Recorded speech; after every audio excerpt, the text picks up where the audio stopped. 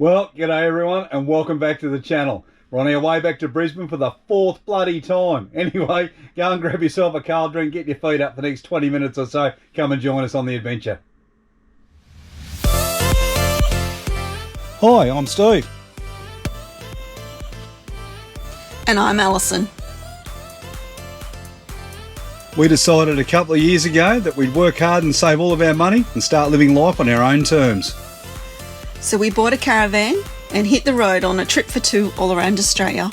So why not come and join us every week for our adventures?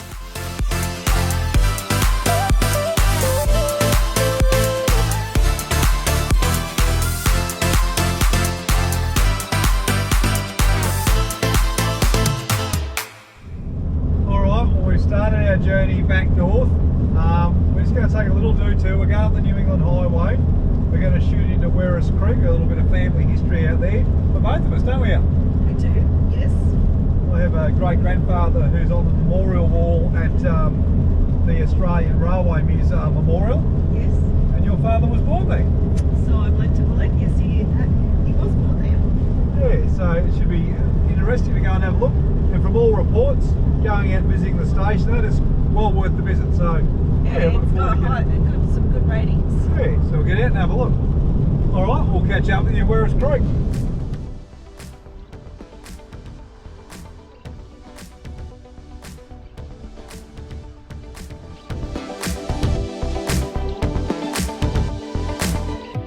Well, today we've made our way out to Werris Creek. It's the home of the Australian National Railway Monument. Yes.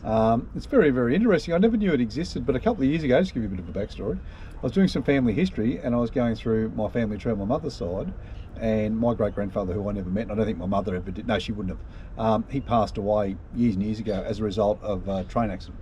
Okay. Yeah, and it said that his name was here on the wall, so we come down today to have a bit of a look, and here he is. So W. Bailey, he was a driver in Western Australia. He ran out of Geraldton, I think, from memory, and he was killed many, many years ago now. I think when my grandmother was still a small girl. Oh, okay. Yeah, but I'd always interested to come out and have a bit of a look. I always found it astounding that he survived World War One. He'd been shot in the head and shot in both legs and all of these things, and he comes back to Australia and is killed in a railway accident. It's just unbelievable. It's not uncommon. Anyway, there's a museum here. It is closed today, but we are going to take you for a bit of a walk around the station and show you the monument itself. So yeah, it should be pretty good. Let's have a look around. Just while we take you for a walk around the station, I thought it'd be a great time to let you know a little bit of history about the station, in particular World War II and the efforts of the young ladies who come here to cook meals for our soldiers as they move further north. After outbreak of war with Japan, our coastal routes become highly dangerous, so they moved all of our troop movements under great secrecy inland, and Werris Creek became a major hub for troop movements throughout Australia. When the soldiers would come through, the young ladies would have cooked and prepared up to 1,500 meals a day, and by all accounts, the chunky meat pie was the absolute winner. I'm sure it was probably the best meal that some of them had had in a while, or were going to have before they got to Atherton and onto the jungle of New Guinea.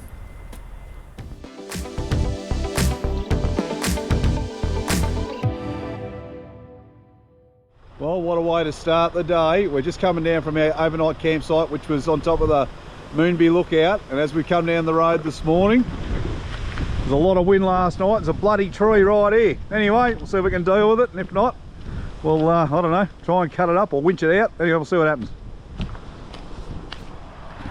Alright, we try to use the winch on the car, but it's not bloody working for some reason, so there's something else I'm going to have to get serviced, and I don't need a lecture from you, Allison. So, the old trusty chainsaw from Bunnings. Alright, let's see how she goes. If we get through this, we'll make enough room to get through. Throw all the waste off to one side so other people can get through, and then we'll just go from there. Alright, let's go.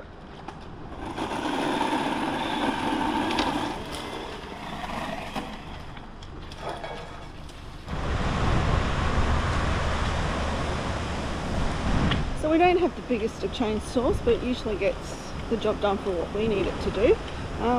We're able to get most of the tree off the road, so people will be able to pass, and we'll let the council know so they can come and tidy up and make it safer. But yeah, we've got to look into the winch. One thing I was thinking about the other day, make sure that winch works. How'd you go, Stephen? Yeah, good. The old bloody Azito chainsaw, worth every cent we paid for, about 130 bucks with a battery, but it pays to 2 lessons from this morning. Number 1, get your winch service. Number 2, bring a chainsaw with you just might need one. Well, after a slow start this morning, a little bit of garden maintenance on the road to get rid of that tree, we finally made it to Tenfield, 6 hours later I might add. Anyway, we're here. I'm going to go and have a quick blood test done, and we'll take you for a bit of a walk around town.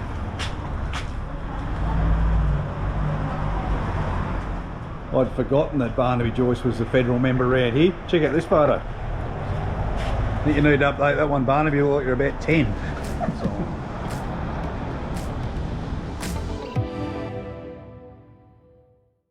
This is the Tenfield Post Office. It was built in 1881, but the original post office was at the station, and that was established in 1849. What a grand old building this one is. Alright, we're just walking down the street at Tenfield and we're coming up to quite an historic place. In fact, it's considered the birthplace of our nation. I'll just flick the camera around. So this is the School of Arts here in Tenfield, and it was in 1889 at a hall at the same site that Henry Parkes gave his speech for the call for federation. And by 1901 we became Australia. Well, as we know it today anyway. We certainly did.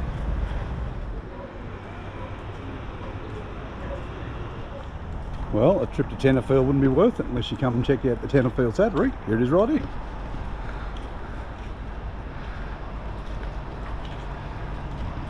When you come to the saddlery, it's got a little window here. It's got a lot of information about Peter Allen.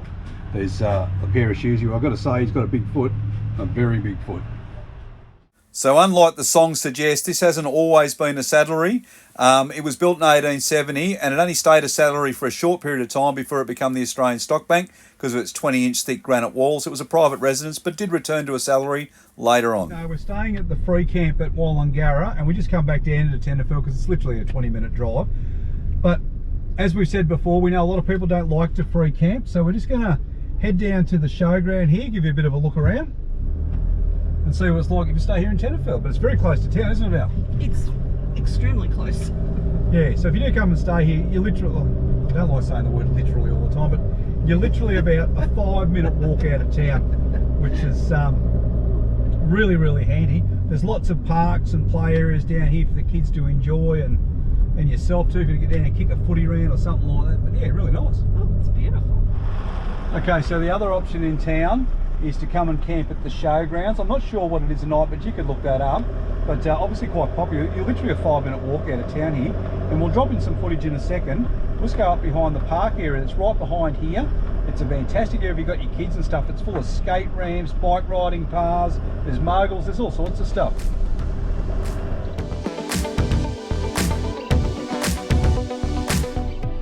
That's our little walk through Tenfield. As you know, we don't have a great deal of time because we have to get back to Brisbane so I can have this procedure done. But what did you think of it, Al? I really enjoyed my time in Tenfield. There's so much to see and do, and then we didn't get to see and do. So I'm looking forward to coming back and spending more time in the area. Yeah, we'll definitely have to stick this on our agenda. But as you know, because we spoke a little bit earlier, we've had to change our travel plans, and we're going to be pushing north once we get back to Brisbane. So yeah, we'll definitely come back through this way. Oh, absolutely.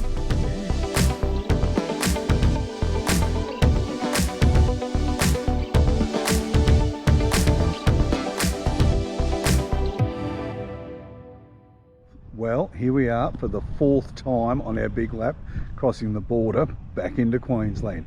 I've got to say, the 4 places that we've crossed it though, Al, this is probably the best. Yeah, I think so. Yeah, no, it looks really good. Makes for a good photo too. It does. Border between New South Wales and Queensland, and this looks like an old gate and fence that might have formed part of the border at some point. But the big question is, was it here to keep the Queenslanders out of New South Wales? Keep the New South Welshmen out of Queensland? I'll let you decide. Hit us up in the comments, tell me what you think. Here's my opinion, go the Blues. Well, we've come up from Tenfield. That's only about a half an hour's drive down the road. Stopped down there to get that blood test and take you for a bit of a walk around town. It was really nice. I really enjoyed Tenfield. Anyway, we've come up. We've just crossed the border for the 4th time, as I think I mentioned a little bit earlier. And we're staying at the free camp that's located behind the Driver Reviver here in town.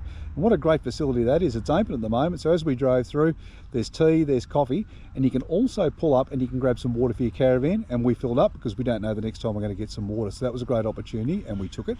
The other thing that we found here in Wallangarra is there's a small general store. So if you need supplies like I don't know, bread and milk and those sorts of things, and fuel was 2 cents cheaper than what it was 50 metres over the border, then that might be a place that you can go and get those sorts of things.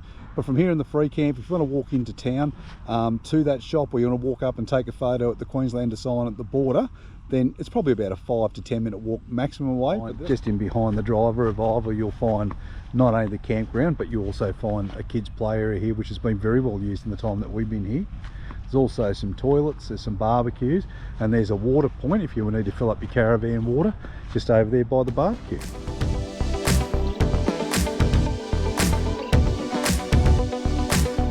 Alrighty, well, we come over for a walk to what we think is an old railway station here in Wallangarra, or right on the border. And just looking back up through here, you can see where the platform runs right off, and there's also one on the other side over there.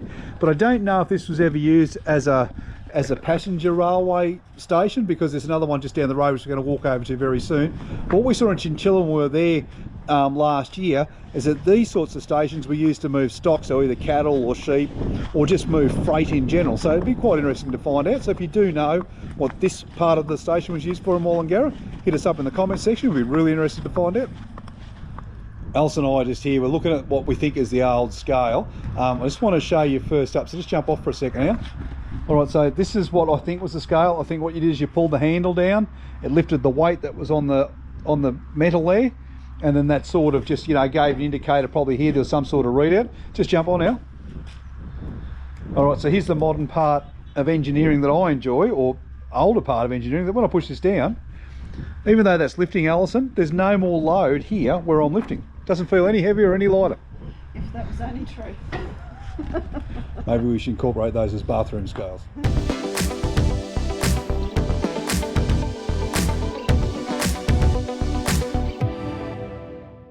If you come and you stop at the border sign in Wallangarra and you take a photo, make sure to spend 5 minutes and walk over to the old station. You'll see a piece of rail gauge here on the station itself. Runs down through here, and this is the border. So you've got the maroon side and the white side there, and that line's right up there with the fence that we built before to keep the Queenslanders out. So that was pretty interesting. And the other thing that's really interesting here is the station itself.